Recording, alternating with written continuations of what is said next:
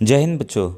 बच्चों ये original paper है महाराष्ट्र एनएमएमएस का, जो कि 24 दिसंबर जो आपका एग्ज़ाम है उसमें ये क्वेश्चंस जो हैं हूबहू आ सकते हैं या कुछ चेंज करके आ सकते हैं। तो ये सालाई क्षमता चाशनी का है, स्कॉलरिस्टिक एप्टीट्यूड टेस्ट का पेपर है, जो कि मैं मराठी और इंग्लिश में आपको दिखेगा क्लास 8th के बच्चों के लिए मैं बताने जा रहा हूँ। साथ ही साथ बच्चों एक रिक्वेस्ट है, प्लेलिस्ट है। अब मैं हर एक वीडियो में बताता हूँ कि जो एनएमएमएस एग्ज़ाम है बच्चों, वो हर एक स्टेट में होता है और इसका पैटर्न सेम है, जिसमें मैट के 90 क्वेश्चंस आते हैं और सेट के आपके 90 क्वेश्चंस आते हैं। तो इसकी प्लेलिस्ट बनी हुई है मैट की। अगर आप पूरा प्रोसेस जानना चाहते हैं कैसे कैसे हर एक पार्ट को सॉल्व करना है, तो उसके लिए छोटे छोटे 10-10 मिनट्स के वीडियोस हैं। अगर आप उसको देख लेंगे बच्चों तो आपकी पूरी तैयारी हो जाएगी। और साथ ही साथ डिस्क्रिप्शन में आपको प्लेलिस्ट और व्हाट्सएप ग्रुप का लिंक मिल जाएगा, जिसमें 7000 बच्चे जुड़ के फ्री में तैयारी कर रहे हैं। ठीक है बच्चों, आइए आज के वीडियो को तुरंत स्टार्ट करता हूँ मैं। एक बच्चों इंपॉर्टेंट अपडेट है कि इस एग्ज़ाम के बाद श्रेष्ठा का एग्ज़ाम होगा, जिसमें एससी बच्चे जो शेड्यूल कास्ट के बच्चे हैं, अनुसूचित जाति वर्ग के बच्चे हैं, वो एग्ज़ाम देंगे। और जो सीबीएसई के बेहतरीन आवासीय विद्यालय हैं, जिसमें 3 से 4 लाख रुपए फीस होती है, इसमें ये बच्चे फ्री पढ़ते हैं। व्हाट्सएप ग्रुप जरूर ज्वाइन कीजिए। पहला क्वेश्चन है आपके सामने, ये हीट की जो ताप की यूनिट है वो क्या होती है? तो वो बच्चों केल्विन होती है। बाकी क्या क्या केल्विन को के से डिनोट करते हैं, बाकी क्या है, सेंटीग्रेड भी हैं और फ़ारेनहाइट भी हैं। ठीक है। और सेकंड क्वेश्चन आपके सामने, ये फ़ारेनहाइट में दिया हुआ है तापमान, इसको पूछ रहा है ये सेंटीग्रेड और केल्विन में कन्वर्ट कीजिए।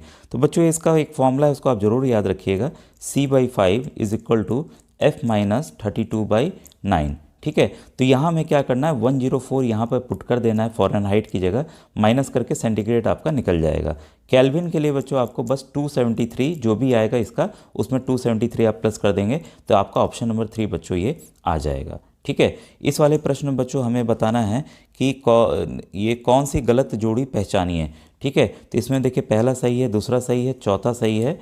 इसमें जो थर्ड ऑप्शन है वो बच्चों गलत है। ठीक है। अब आइए नेक्स्ट क्वेश्चन पे बढ़ें। क्वेश्चन नंबर 4 है आपके सामने। क्वेश्चन 4 कह रहा है, समूह में असंगत पदार्थ पहचानिए। ठीक है। तो असंगत पहचान, इसमें बच्चों पॉलिस्टर है, पहला ऑप्शन अलग है, बाकी सब सिमिलर हैं। ठीक है। फिर क्वेश्चन नंबर 5 है आपके सामने।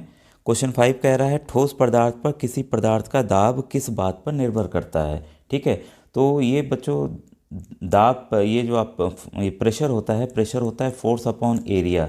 ठीक है। भार अपॉन क्षेत्रफल। ठीक है। तो ये किस पे डिपेंड कर रहा है, वह पदार्थ के भार पर और संपर्क क्षेत्रफल पर डिपेंड करता है। तो पहला ऑप्शन इसका बच्चों सही है। क्वेश्चन नंबर 6 है आपके सामने। दिया हुआ स्क्रू के नोकीले सिरे पर क्षेत्रफल जो है 5 सेंटीमीटर स्क्वायर है और उसका भार जो है 0.5 न्यूटन है। तो स्क्रू द्वारा लकड़ी के सख्त तख्त पर लगाया गया दाब ज्ञात करें। तो अभी जस्ट मैंने दाब का फॉर्मूला आपको बताया, दाब बराबर क्या होता है, भार अपॉन क्षेत्रफल होता है। ठीक है। तो हम इसको यहाँ डाल देते हैं 0.5 न्यूटन। क्षेत्रफल ध्यान दीजिएगा ये 5 सेंटीमीटर स्क्वायर है, इसको हमें मीटर स्क्वायर में बदलना है।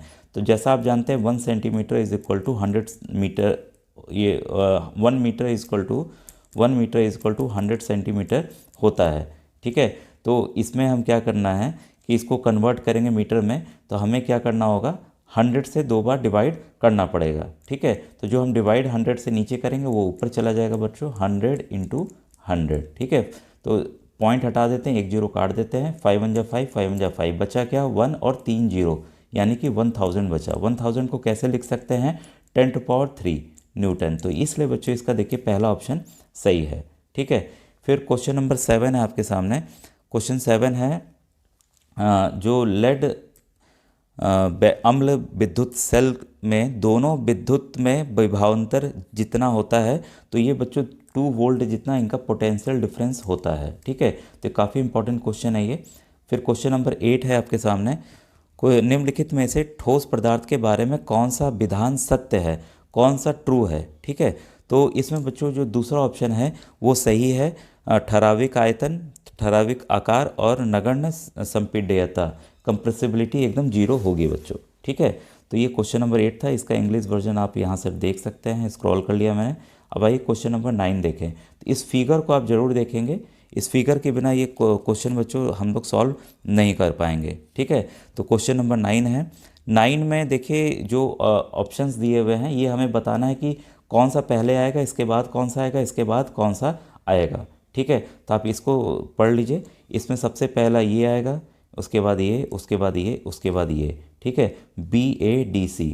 तो इसका बच्चों ऑप्शन नंबर 4 जो है वो सही है, ठीक है। फिर क्वेश्चन नंबर 10 है आपके सामने, धातु शोधक यंत्र का कार्य निम्नलिखित में से किस पर आधारित है, ठीक है। तो क्वेश्चन नंबर 10 का बच्चों ये विद्युत चुंबक पर आधारित है, तो इसका बच्चों पहला ऑप्शन सही है, ठीक है। इसके बाद आइए देखते हैं नेक्स्ट क्वेश्चन, क्वेश्चन नंबर आपका 11। क्वेश्चन 11 है आपका कह रहा है सामान्य में ध्वनि की जो प्रबलता होती है कितना होती है, जो हम सांस लेते हैं, ठीक है, उसमें ध्वनि की कितने कितने डेसिबल का होता है आपको बताना चाहेंगे। डेसिबल है बच्चों ये ध्वनि की यूनिट है, इसको भी याद कर लीजिएगा कि इसकी यूनिट क्या होती है। तो इसकी यूनिट बच्चों 10, ये आपकी 10 डेसिबल जो है उसकी प्रबलता होगी, ठीक है।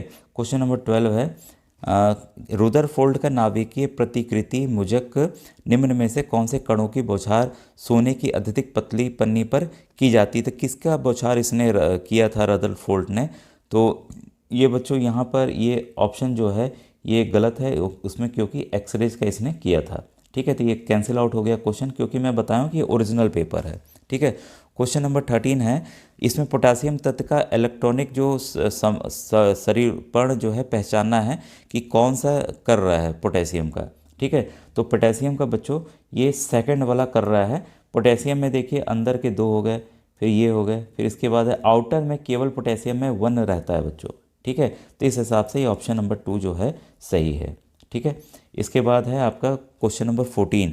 इसमें क्या करना है, आयन निर्माण हो रहा है इसमें, तो A और B संबंधित अचूक पर्याय तय करें। तो इसमें हमें अचूक पर्याय तय करना है, तो 14 का बच्चों ऑप्शन नंबर 1, ठीक है, और ऑप्शन नंबर 4 ये दोनों बच्चों सही हैं, ठीक है, अपने अपने तरीके से जो हम वैल्यू पुट करेंगे इसमें। क्वेश्चन नंबर 15 है आपका कार्बन, सिलिकॉन और फास्फोरस का लौह में मिश्रण करके बनाया गया प्रसिद्ध ऐतिहासिक वस्तु पहचानिए।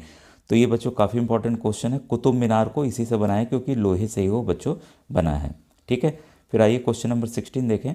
क्वेश्चन 16 जो है वो आपका कह रहा है कि कठोर हार्ड पानी में साबुन का झाग नहीं होता है, उसका कारण निम्नलिखित में से क्या है। तो कठोर पानी के लिए हम लोग डिटर्जेंट का इस्तेमाल करते हैं, ठीक है। तो 16 का बच्चों जो ऑप्शन नंबर 1 है वो सही है। कैल्शियम और मैग्नीशियम क्लोराइड और सल्फेट क्षार इसका इस्तेमाल होता है, इस वजह से नहीं होता है, ठीक है। क्वेश्चन 17 है आपका निम्नलिखित में से विद्युत संयोजकीय बंध निर्माण नहीं करने वाला है, ठीक है। तो 17 का बच्चों जो राइट आंसर है वो है ऑप्शन नंबर 2 HCl, ठीक है। इसके बाद है क्वेश्चन नंबर 18 प्रथीन से बने होते हैं। तो प्रथीन जो है वो बने होते हैं बच्चों उससे एमिनो एसिड, जो प्रोटीन है बच्चों, प्रोटीन जो है वो अमीनो एसिड से बने होते हैं।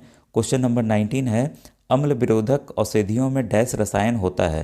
तो अम्ल विरोधक में बच्चों क्या होगा आपका, ये होगा आपका मैग्नीशियम हाइड्रोक्साइड, इसी से एंटा एसिड डाइजिन वगैरह आपने पिया होगा कभी कभी, ठीक है। क्वेश्चन नंबर 20 है आपका।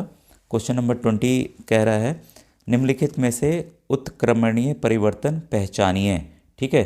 तो 20 का जो राइट आंसर है बच्चों है ऑप्शन नंबर 2 मोम का पिघलना, ठीक है, बाकी ऑप्शंस गलत हैं। क्वेश्चन नंबर 20 ये बच्चों एकदम एग्जैक्ट आंसर्स हैं, कोई भी आंसर इसमें गलत नहीं है आपका, ठीक है।